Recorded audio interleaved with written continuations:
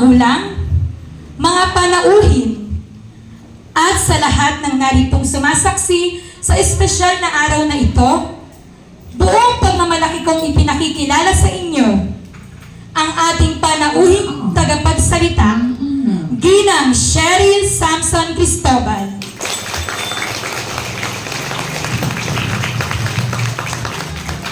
Thank you po, Ma'am Karen. Isang mapagpalang araw po sa ating lahat. Una na po ang aking pagbati sa kinatawan ng ina ng bayan ng Norsagaray, si Mayora Merlin Hermar, Konsehal Edsel Mendoza, sa ating napakasipag at napakisig na punong barangay, Kapitan Marshall Lucas, sa ating napakaganda at napakasipag na District Supervisor, Dr. Nora G. Manalo, at sa ating mapagmahal na punong guro ng Coral Elementary School, Ginang Nida de la Merced, sa ating Pangulo ng mga PTA, Jessica Signo, at sa ating mga dedikadong guro ng Coral Elementary School na walang sawang gumagabay sa ating mga mag-aaral at sa ating mga magulang na walang katapusang nagsasakripisyo para sa kinabukasan ng kanilang mga anak.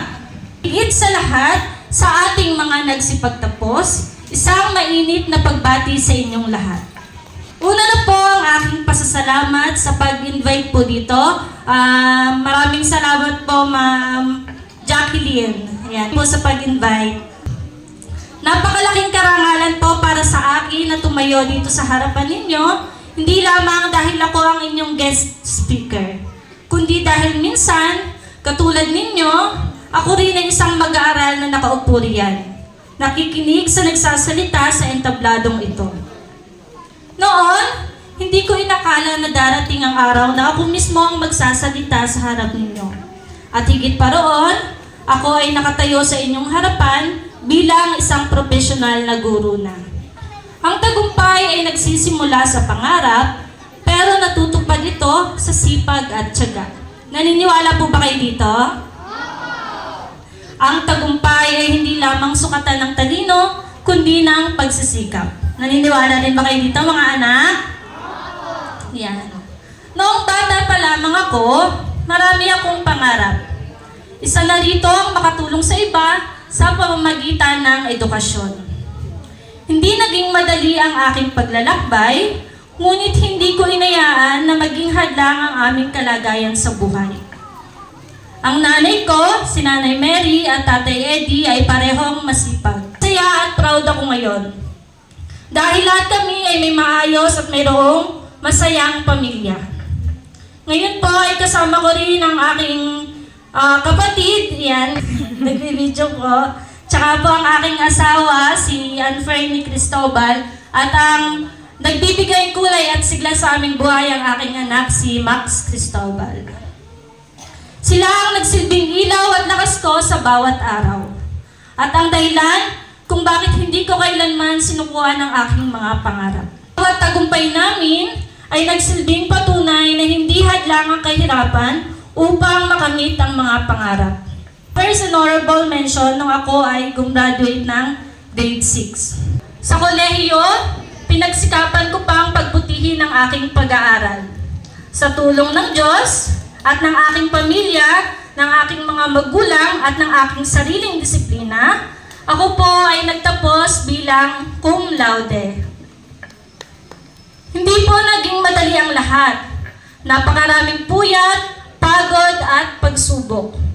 Pero lahat ng iyon ay naging sulit nang makita ko ang bunga ng aking pinaghirapan.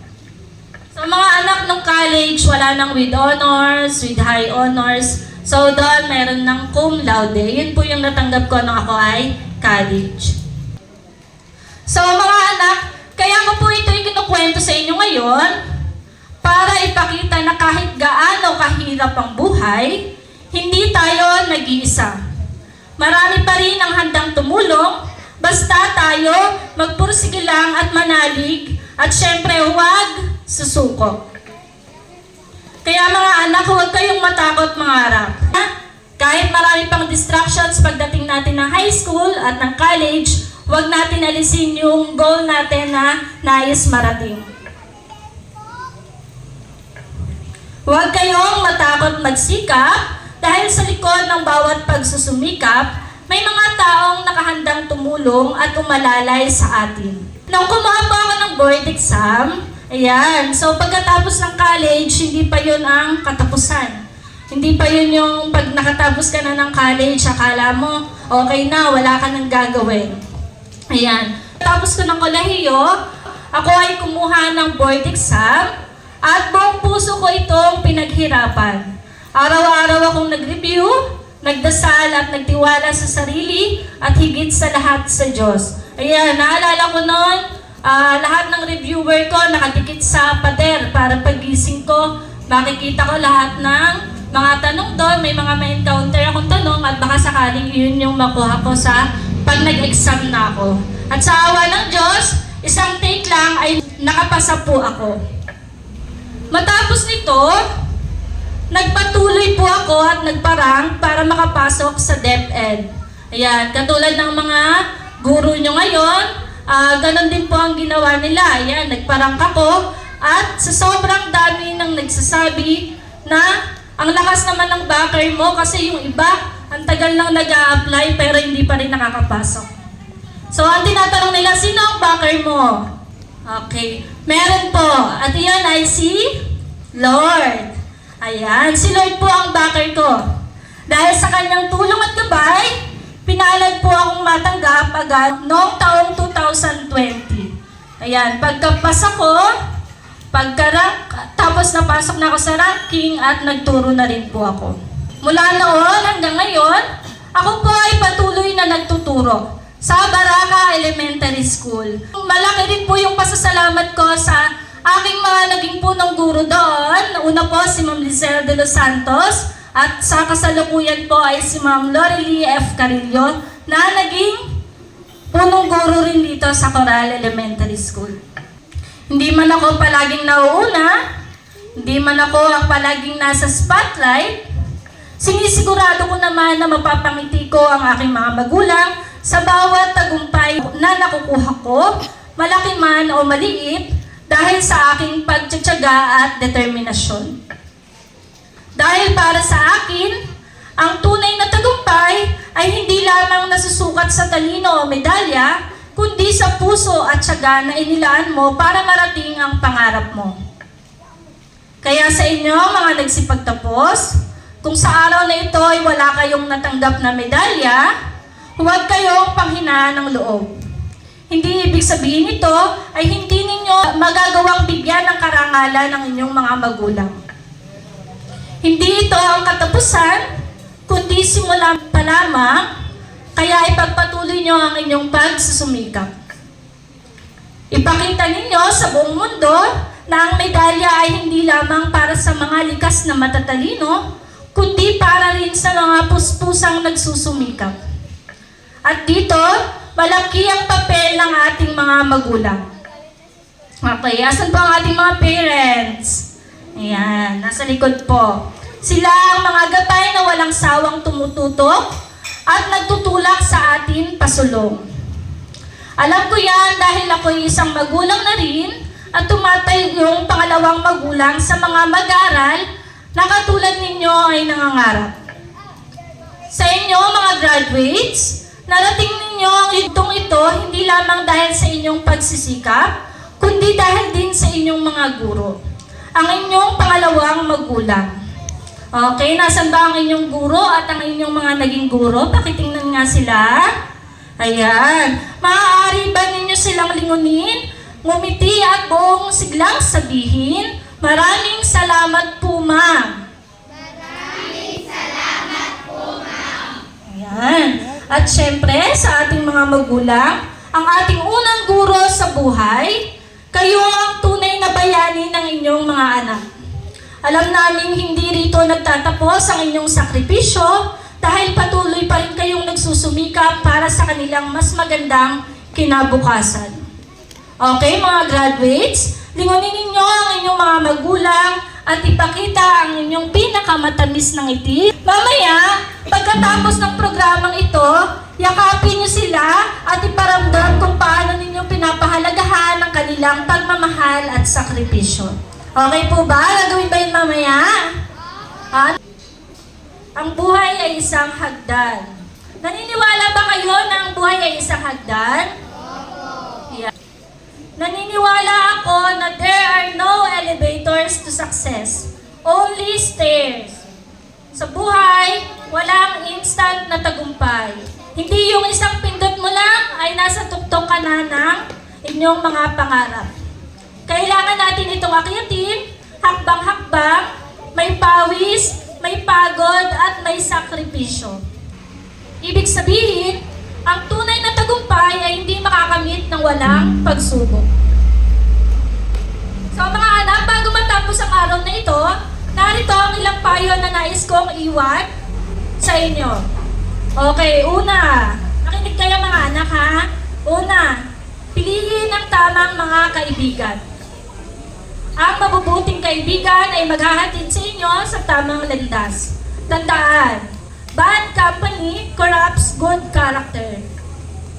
Pangalawa, makinig at sumunod sa inyong mga magulang. Ang kanilang payo at gabay ay makakatulong sa inyong tagumpay sa buhay. Huwag natin isipin na sila ang kontrabida sa ating buhay kapag tayo ay pinapagalitan nila. Tandaan natin na parents always knows best for us. Okay, pangatlo, pahalagahan ang inyong mga guro.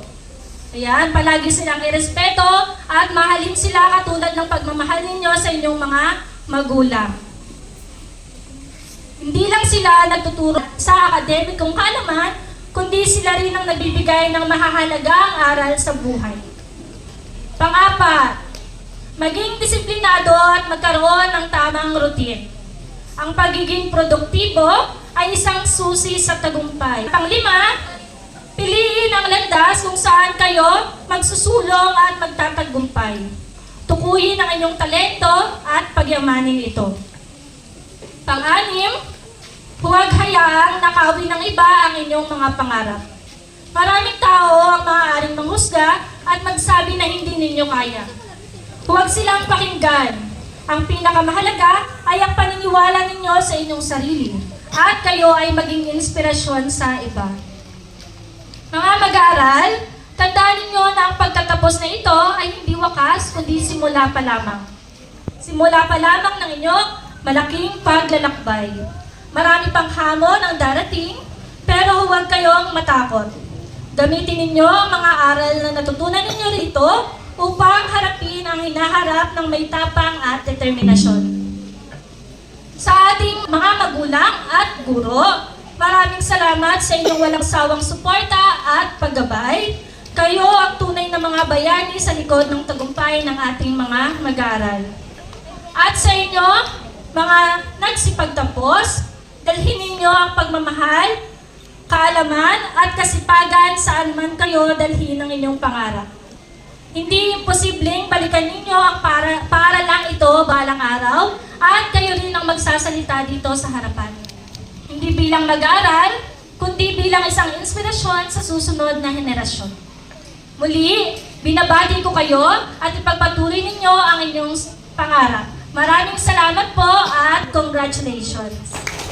As guest speaker, during the 21st commencement exercises held on April 12, 2025 with the theme Henerasyon ng Pagkakaisa, Kaagapay sa Bagong Pilipinas, Partners in Unity, Partners for the New Philippines. Given this 12th day of April 2025 at Corral Elementary School,